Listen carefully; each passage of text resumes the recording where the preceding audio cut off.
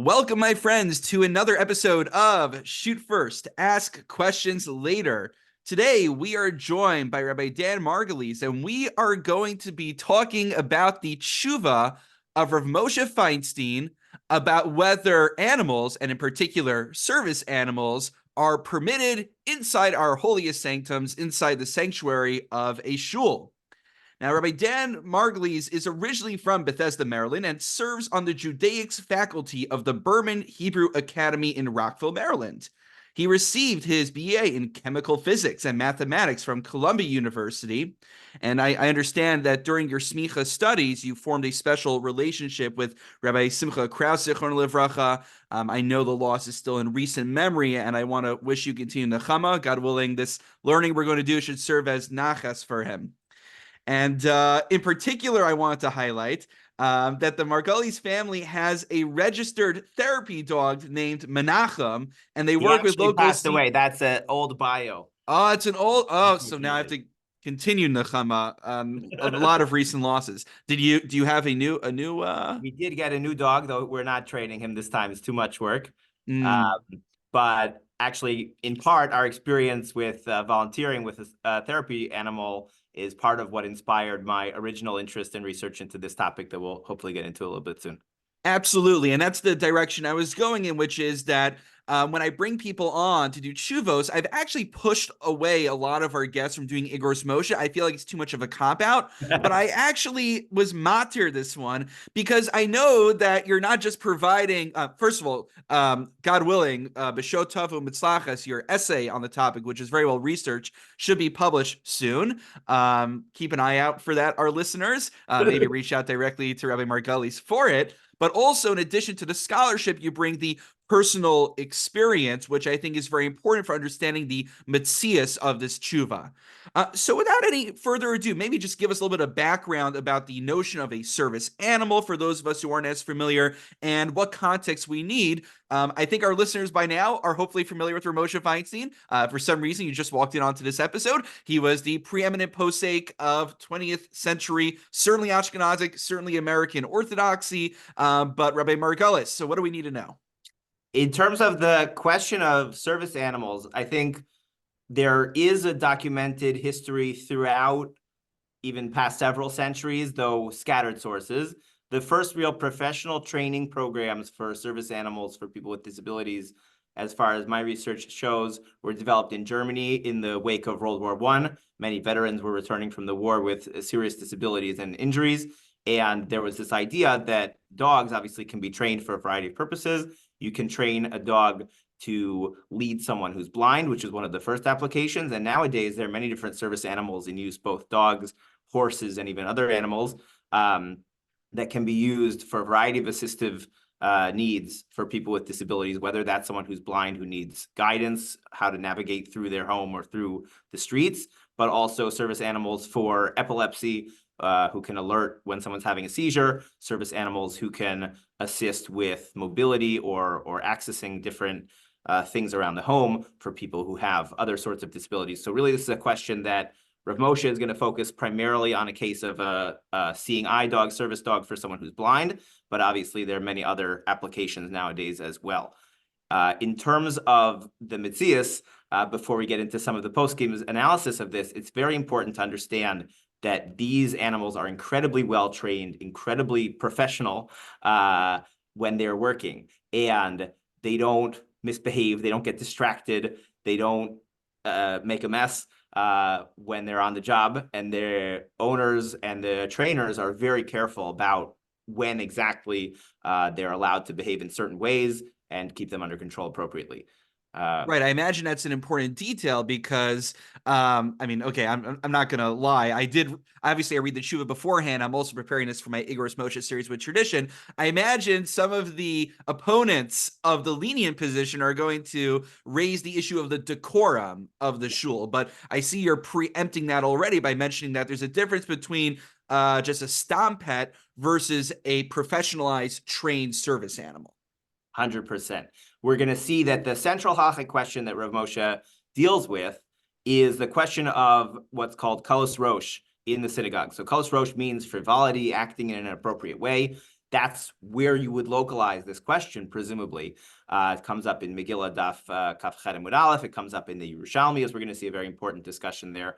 And Rav Moshe, the question is, number one, assuming that this is a question of Kalos Rosh, bringing an animal into the synagogue, then under what circumstances would it be permissible? And then at the end of the tshuva, I'm ruining the ending, he basically says, actually, I don't know if this is really a question of Kalos Rosh. And we'll see that Rav Moshe's sensitivity to the question is one where he's really trying to move the needle on how do we approach the question of disabilities. This tshuva was written in 1953 to Rav Pinchas Teitz in Elizabeth, New Jersey, a prominent posek and major Rav in his own right. And the question is written in Shvat. So I can anticipate Rav Moshe mentions the Megillah reading a few times in the tshuva. There's a blind member of the community in Elizabeth. We know Rav Teitz was very active in Kiruv and trying to involve Jews who were not necessarily so close to their Judaism after the Holocaust to stay involved and connected to the Orthodox community. And so I imagine Rav Teitz has this blind person with a service animal in the community, wants to make sure that they can come for Megillah reading on Purim, and he sends the Shaila to Rav Moshe. Can this person attend the synagogue with their service animal? Is that going to be a problem? And so it's right before Purim, and it references Masechet Megillah. It's already a very on topic. Rav Moshe, like I said, the first topic he really brings up is that question of Kalos Rosh, and he references a sugya in the Talmud Yerushalmi and Masechet Megillah, where the various Amoraim are discussing the parameters of Kedushas Beis HaKnesses. How holy is the synagogue, and what can it or can it not be used for? Quote, it's a brisa. The brisa says you're not allowed to do Kalos Rosh in the synagogue and gives a few examples. And then the Yerushalmi relates several Amoraim, and particularly Rav Imi, who authorized even someone who's not a big Talmud Chacham, just someone who the Yerushalmi says meluchlach beoraita, someone who's dirty with Torah, which is such a strange expression, right, to stay overnight in the synagogue. We know historical record, we know from archaeology and even certain minhagim that people used to sleep over in the synagogue. It was a kind of a community house. Right. That's the idea of like the whole making Kiddush Friday night, that it served as a bit of a social hole as well. Right. Now, maybe not to the same extent as in 20th century America, where you had certain people arguing that there should be a pool in every synagogue, but it did serve as a community center as well. Correct. That may be the origin of the term Beit HaKnesset, a place of gathering. It's not just Beit Tfilah. It's a place where the community comes together. And so he says, if someone comes to you who is dirty with Torah, to have a mekablin lay, accept him to sleep over, ulechamrei, and his donkey. And Rav Moshe says, oh, this is perfect evidence for the fact that under the circumstances of someone who is technically a Torah scholar, technically has permission to use the Beit HaKnesset for mundane purposes, they and their animal are permitted to enter. And so that really becomes Rav Moshe's primary source. The fact that the Yerushalmi is cited by the Ran and the Magen Avram and the later Achronim bolsters his position primarily. Yeah, I mean, look, the Talmud Yerushalmi is a pretty early source, and seemingly there's no contradiction from the Bavli. Bavli doesn't mention this detail, but it's not contradicted. Of course, I guess one of the questions that this raises is this actually being rendered correctly as donkey? And also, it's very unclear from the Gemara is if the donkey's actually coming physically into the Beis HaKnesses, or Beis Medrash, I should say, or there could have been a stable that was outside, possibly. So we'll get to the reception history of this tshuva hopefully in a little bit, and we'll see that the other poskim disagree with some of Rav Moshe's interpretations there. And then Rav Moshe really has the bulk of the tshuva. He goes on a bit of a tangent for this topic, but of course with far-reaching implications for many halachic circumstances nowadays, which is the question of for what purposes, under what context does a t'nai work on the construction of the Beit HaKnesset? So the idea is that the synagogues which are built outside the land of Israel, Batei Knesset shebechutz la'aretz, are built al t'nai. They're built on condition that they be permissible to use for mundane purposes, and also built on the condition that they will be destroyed at some point in the future, presumably, God willing, as the Jewish people return to the land of Israel. And so the question is, under what circumstances does that work? What does the Tanai work for? And there's Rav Moshe develops this idea that there's a machloket rishonim. He cites the permissive rishonim, Ramban, Rashba, and the Ran, saying that the Tanai even works when the synagogue is in use. And he cites some more stringent opinions of the Rishonim. He cites Rashi and the Hagos Asheri, who seem to say that the Tanai only works when the synagogue is no longer in use as a synagogue. But he tries to build his argument that we could be somech on the lenient position for two reasons. Number one is he claims that obviously to allow a person with disabilities to attend synagogue at all should be considered shad hadchak, should be considered pressing circumstances. And which I think is a fair assumption to make. That is, this person, if they're never allowed to go with their service animal to the synagogue, then they'll never be able to go to the synagogue. It's not as if they have some other option, as we'll see some of the Right. other. I want to actually just read, if I may, I just want to read his language because I think he really drives this point home. He says, first he says that the dog is no worse than a donkey. We could talk about that as well.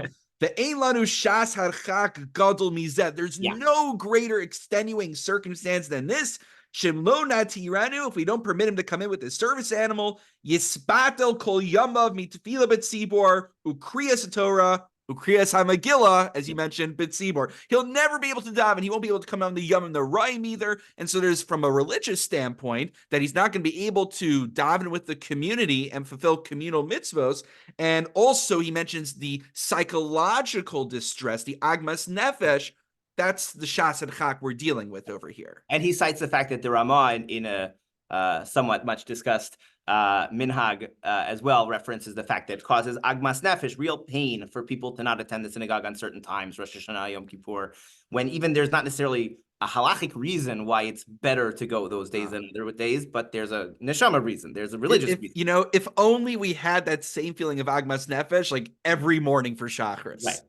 I think there's a tshuva of the Radbaz where he was asked if someone has opportunity to get out of prison one day, right? And so the whole question is, well, do you just pick tomorrow so that you can go put on tefillin, so you can go daven with the community? Or do you like davka try to pick Pesach or Rosh Hashanah to hear the shofar or something like that? And again, that's that same question. Every mitzvah that presents its opportunity, you should grab it regardless, or wait till the big ones, wait till the ones that have personal meaning. And the other piece of Rav Moshe's argument, besides Shas Hadchak piece, he quotes the Mishnah Brura, which for readers of Rav Moshe is not 100% surprising, but it's definitely not his most common thing, because this is 1953. This is sort of just as the Mishnah Brura is picking up steam in America as the go-to on Orach Chaim. And Rav Moshe, of course, was not raised or educated in America, so he predates some of that bias toward constantly gravitating to the Mishnah Brura. And nonetheless, here he quotes the Mishnah Brura as sort of another reason to be lenient. Oh, the Mishnah Brura cites it, which is interesting the way he relates to it. Again, methodological questions about how does Rav Moshe use achronim in his arguments. And then the other piece is, and this is something I know you mentioned previously, Rabbi Kurtz, on Facebook, Rav Moshe relates to a number of different data points regarding the use of the synagogue in modern times. And he's particularly, let's say, pointing to 20th century America, where, well, the case that we're dealing with, a blind person coming with a service animal, is shat hadchak. It's a time of great necessity. But what about if it's mitzvah ktsat? What if it's a little mitzvah, like to have Sudah Shlishit in the synagogue, or a tzorech gadol, a great need? And then he references, well, what about a bar mitzvah party or a ufruf in the synagogue, where he says there's not even really an inyan mitzvah even at all. That's just a celebration. And then he talks about the Hasidim have the practice to eat in the synagogue for devar harishut, even something optional, like for a yard site. So which I feel like that's a little bit of a poke at the Hasidim, because the original, correct me if I'm wrong, the original Ashkenazi minhag was actually to fast on a yard site, and then they turned it dafka, like now it's a mitzvah to eat and drink on the yard site. So I feel like that's like a little bit of a poke over there. It's a little poke at the Hasidim for sure, and the classic example in the Gemara in Megillah of what counts as kalut rosh in the synagogue is ein ochlin v'shotin bahem. You're not allowed to eat and drink in the synagogue, and yet we know it's very common for many smaller synagogues, especially shtibelach and things like this, to bring out kiddush into the main synagogue space, to serve cookies and crackers, to have shalshidus in the synagogue space. And we're talking about like mamish, literally within the sanctuary proper, not like a social hall. I know he has a tshuva where he talks about, can you play cards and bingo in a social hall? And he's like, yeah, technically you're allowed to, but it's a davar mechuar, I think he describes as, which I'm like, I mean, if cards and bingo is the worst thing we do, Well, you should ask Rav Willig about what he thinks about the bingo. He has a good story about that for I know another you time. learned in the Kola YU for a little bit, so you've had some interaction. Yes. Yeah. One of Rav Willig's early rabbinic psakim he gave for the Young Israel Riverdale to not allow a bingo as a fundraiser. If any of the seniors from my shul are listening, cover your ears at this. You can forget you heard that. And then at the end of this sort of central long section of the Tshuva, Rav Moshe gets into a point which, again, in terms of methodology and Rav Moshe's style, becomes crucial. So he's addressing this question of, oh, nowadays in the 20th century, everybody is lenient about eating in the synagogue. And he quotes a Rashi from Masechet Shabbat on Daf Yud, which you're like, well, what's going on here? And the topic of this Rashi is whether or not the halacha nowadays is to give the portions of a kosher slaughtered animal to the Kohen or not, the cheeks, the leg, and the stomach. Which, okay, well, what's the issue there?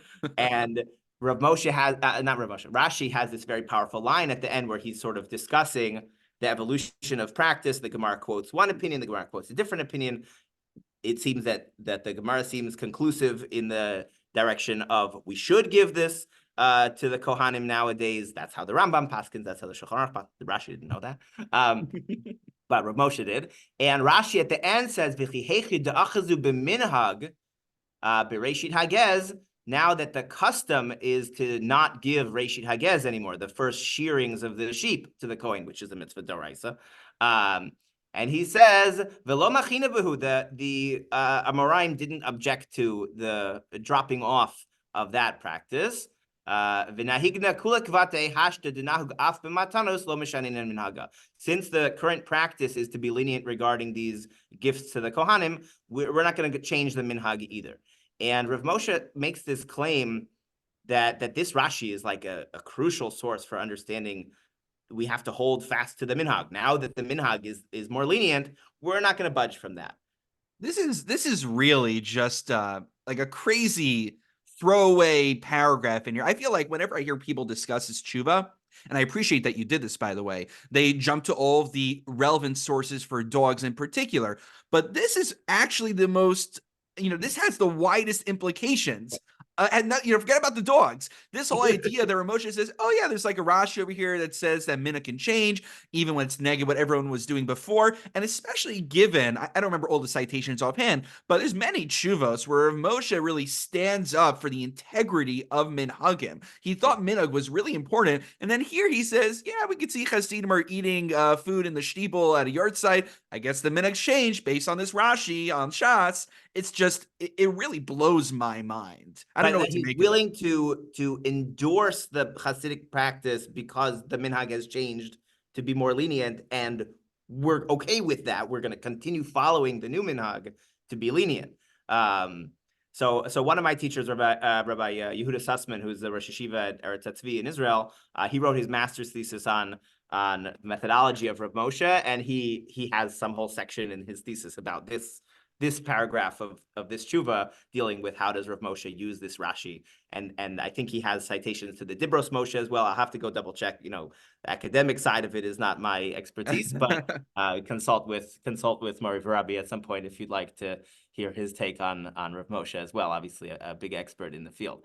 So that's basically the big piece of Rav Moshe's argument, which is number one, the Yerushalmi says you can bring an animal into the synagogue. Number two, our synagogues in Chutz La'aretz at least are built al Tanai, and we know that Tanai, the current practice is to follow the most lenient interpretation of how that Tanai works. You're permitted to do whatever you want in the synagogue, since our synagogues, we don't really treat them with Kedusha anyway, which feels kind of like a sad conclusion to come to, but of course is very practical, which is that we actually don't need to treat the modern synagogue in Chutz La'aretz, at least, with so much reverence and Kedusha. We can use it as a social hall, as other kinds of space as needed.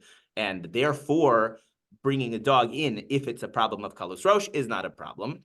Mm-hmm. At the end, he does a thing which I think Rav Moshe does quite a bit, though I haven't done the encyclopedic research to find out, where he sort of shows his cards at the end, and he says, really, maybe this isn't actually Kalus Rosh. Maybe and this is something that in my research I found, Rishonim and Achronim who discuss, the definition of Kalos Rosh can't be that it means you're acting inappropriately, you're acting frivolously. This is a person who's coming to synagogue to do the mitzvot, and they have a service animal with them. That's not frivolity. That's not inappropriate. It's letzorech tefillah. It's for the purpose of facilitating this person's participation in the community, for the purpose of inclusion and accommodation. And so Rav Moshe says, that's not Kalos Rosh. There's a Mordechai, I think the Mordechai, I forget which Masechet the Mordechai is in. The Mordechai says, there's a similar halacha, you're not allowed to act with Kalos Rosh in a Beis HaKvaros, in a cemetery. But he says, anything that's being done for medical purposes, for some refuah, isn't Kalos Rosh. That's what the Mordechai says. So again, I think that's a valuable precedent for understanding where Rav Moshe is coming from, which is like, okay, just because bechefza, this is a dog, doesn't mean that we have to relate to it halachically as a dog. This is what this person needs to come to shul. Just like if a person has a physical disability that they need a wheelchair or a cane or a hearing aid, we have accommodations and we understand the need for that person to attend synagogue regardless, even if in some way it's going to be disruptive or distracting to other people. So too, Rav Moshe says, bringing the dog is not going to be a problem. Right. I understand that was your chiddush at the end of your drafted article. I took a look at it, which was saying that we're looking at the dog as this separate entity, but we should really see him as an extension of the body of this individual, similar to other tools that someone who has a handicap would utilize. Right. And that's something that comes out of how the Aruch HaShulchan in Siman Shin Aleph and Or Chaim cites the Rush about a person walking with a cane on Shabbat, questions of carrying. Other Achronim, there's a whole pilpul in the Chazon Ish that I have for another time when we have more time to discuss. But I wanted to get to the reception history and the poskim who disagree with Rav Moshe, because I think it's fascinating that to many of us, our bias is, Rav Moshe said it, Kvar Hora Zakein. We have a great posek who already endorsed a lenient position, authorized this accommodation for people with disabilities.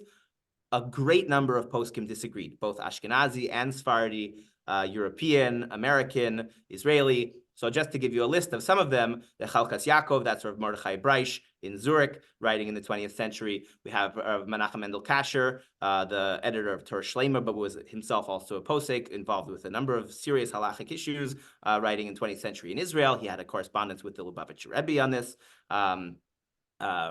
There's a back and forth in the Tshuvos Shama Shlomo from Rav Shlomo Amar, where he corresponds with Yemenite Dayan Rav Azariah Bessis in Israel, where Rav Bessis basically says, yeah, I think it's totally prohibited, and he disagrees with Rav Moshe's arguments, and he says, it doesn't mean he brought the donkey into the synagogue. The donkey must have been outside, or it means donkey driver, because we know that the difference between chamrei and chamarei, right, is it his donkey or his donkeyman? And I think some it was a Rav Abadi who says it might be rendered wine, possibly. Right, chamrei also maybe could mean wine. Chamar in Aramaic means wine. So many of these Sephardi poskim, in particular, Rav Bessis, Rav Amar, Rav Yitzchak Abadi, in his Or Yitzchak, respond to Rav Moshe either by claiming, oh, he's reading the Yerushalmi wrong. Interestingly, Rav Amar actually thinks that Rav Moshe reads the Yerushalmi correctly, but he thinks it's an exaggeration, or he thinks it's not necessarily lamasa.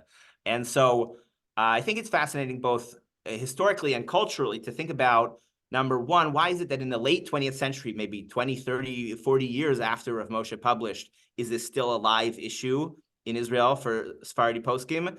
And why is it in particular maybe the Sephardim who have a certain stronger aversion to dogs in the synagogue? A lot of references to like this fear that the dog is going to make a waste in the synagogue and things like that. But that's what's so interesting is that Rav Moshe in his analysis says this heter is for Chutz La'aretz.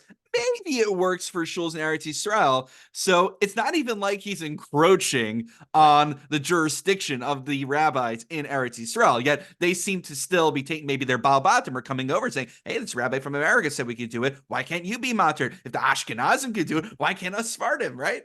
Right. And I wonder if it's also something to do with maybe at what point service animals were adopted in the Israeli culture, thinking about people who maybe were veterans or injured in the Yom Kippur War or in the Lebanon War. I know that in the Lebanon War in the 80s, the Israeli army started using bomb-smelling dogs and things like that more frequently. So it may be that there was a hesitancy in Middle Eastern culture, Muslim culture, as well as Sephardi Jewish culture to dogs for at least the past few centuries.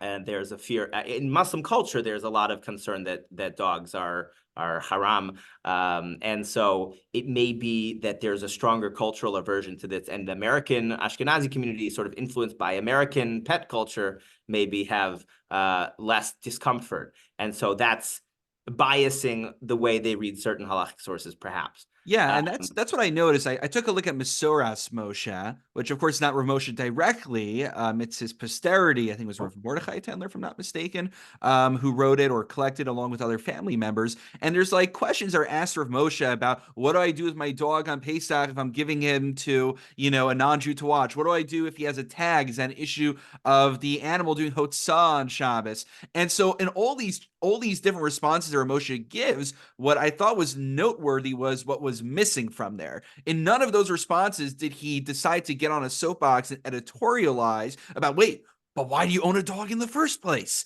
Which you'll see, like, he'll do that for other things. He just took it as reality that people had pets, which I find fascinating because I grew up in more of like kind of the black hat world. And in the yeshivish community, I mean, maybe it's because, you want to put all your finances into Peri Verivia and, having more children. But the notion of like a frum yid owning a dog is just like, it's pasnish. Like, that's not something that's done. I think some of that may be that the fear, and you see this in the Chalkas Yaakov with Rabbi writing soon after the Holocaust. There's a fear in certain Ashkenazi community, perhaps, that all dogs are Nazis. Yes, I've heard those stories. Right, that people who are survivors obviously knew that the Nazis used dogs for enforcement and policing and to scare Jews in the ghettos and things like that. So obviously there's that trauma that's still trauma from that, still within and the perhaps consciousness. even from before the Shoah as well. That in Europe, who was it who owned? Though I imagine Jews who were more in rural communities often would have had dogs for shepherding or guard dogs and things like that. And there's discussion of that in Gemara and Rishonim as well. So it's not and in the Torah, right? So it's not as if there are. But it's also Mechir Kelev, the issue of Mechir Kelev. Right? So that's what Rav Kasher cites. But I think it's so strange. Rav Kasher cites the halacha of Mechir Kelev, that you're not allowed to bring the money that you used when you sold your dog to buy a korban. And he says, so of course you can't bring a dog to shul. But the halakha, actually, I think it's a Mishnah in Tmura, I think. I'm forgetting which Masach. Maybe it's Me'ila. Says, Mechir Kelev velo Kelev atzmo. Esnan zona velo zona atzma. So there's actually no prohibition on a dog, per se. There's a prohibition on Mechir Kelev. Anyway, that's a whole other shear for a whole other time. Right. And so just circling back to the reception. So what I gather is there's kind of like the disagreement on a technical level, that there are those who disagree with the technicalities of how to read the Gemara, and then there are those who accept Rav Moshe's rendering and reading of the Gemara, but then they disagree on its application on a more fundamental level. And I know you mentioned the Minchas Yitzchak. Do you want to tell us a little bit about that? Yeah, so the Minchas Yitzchak has a lot of those, and also Rav Shlomo Amar has a number of those where like Rav Amar makes this claim, actually, dogs are much more disgusting than donkeys. Donkeys are an animal of great prestige in Jewish tradition, and dogs are not. Yosef's brothers traveled with donkeys, and all the Maraim and Tanaim had donkeys, so it's very prestigious. And Rav Breish talks about, again, this concerns that the animals are going to bark and scare children, that the Gemara talks about a dog barking and a woman, Rahman al-Islam, having a miscarriage. And so, again, the sort of broader cultural fears and concerns there really seep through it. And for someone, a posek, you get a different style. Rav Moshe's writing, in this tshuva at least, is very technical and very matter-of-fact. And Rav Breish's writing reads as super polemical on the issue. He really quotes a lot of broader meta-halachic questions, much more beyond than just, does this Yerushalmi permit it or not? Right. At the end of that shuv, I mean, I don't have the Lashon in front of me right now, but, it left an indelible impression upon me. First of all, he invokes the general slippery slope argument. He says also, not only are we going to serve as a bad example for others, but we are being porates gedar ourselves inside. He transliterates the word rabbi instead of Rav, like Rav Moshe does, when he says, some rabbi over there is going to say, you see all those from people under Rav Moshe's psak, they were matir, bring a dog in for shas and chak. Okay, so they're the prushim, they're the really from people. So that means we could also do it for non-shas and chak. And the other thing he's worried about is he says it's going to cause chil Hashem gadol shehanotzrim osrim lahachnis kelev lebeis tfilasam. That Christians don't permit this either. Which again, I think the Metzius has changed. I think again, if a blind person would come to a blind Christian will go to their church with a service dog, I think most churches would allow this. That's an interesting question. Also, is it like the more progressive churches, the firmer churches, the Catholic churches? I don't think so. I think nowadays, now 70 years later almost, this has just become a thing. The ADA is passed. Obviously, religious institutions, perhaps unfortunately, have ADA exemption. But our cultural understanding of people with disabilities is these are people. This is how they get around. This is what they need. You can't ask them to leave it outside. This is just part of them. They go as a team.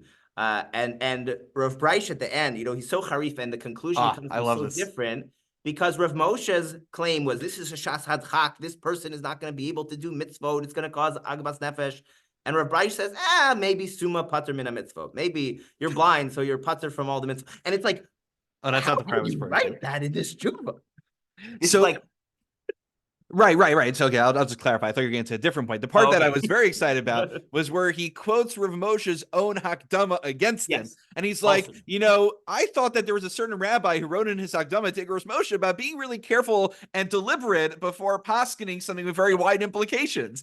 And that's just like a gut punch. You know what I would expect that from? I would expect that from the Mana Igros, which, by the way, I checked up. There is a Mana Igros on this. The Mana Igros, with all of his chutzpah dik lashonos, he does make valid points, and that's why Rav Avadi and others will actually quote him with a caveat. Right. So the Mana Igros says, I don't get Metzias wise how to shas and chak. Presumably, there's some good, I don't say good Samaritans, it's a Christian Bible, but there's some good people, a good few men who are there at the shul, or women if it's a woman coming in, and they could help the person in and leave the dog in the lobby or outside. So Metzias wise, is this really the shas and chak that Moshe is making it out to be? And the answer to that is to understand the Metzias again. Many of the poskim seem to recommend, just leave the dog tied up outside and a person will escort this blind person into the synagogue. That's not how a service dog works. The service dog has to be trained together with the person it's servicing. They have to stay together because otherwise the dog will be nervous about the person. The dog, there's so many pieces of how it works as an assistive technology that it seems like many of those poskim unfortunately didn't understand the full Metzias of. And I think, in terms of the modern writing that's come out on this, like I know Rav Benny Lau in Israel wrote a large pamphlet discussing this, and some other Rav Chaim Jachter has something he wrote up for about his synagogue in New Jersey, where anyone with a real life contemporary understanding of the situation understands that the only solution is to allow the person into the synagogue. And the question then is, what's the hetzer? And I know we feel uncomfortable saying that in questions of psak because we don't like feeling like our hands are tied. But if the only other answer is that this person can never come to shul, you're doing something wrong in halacha. And I think Rav Moshe knew that. And I think that's what Rav Moshe says. This isn't kalos rosh. This is l'tzorach hatfila. This is just how this person gets around. And once you're thinking of it that way, it solves all the problems.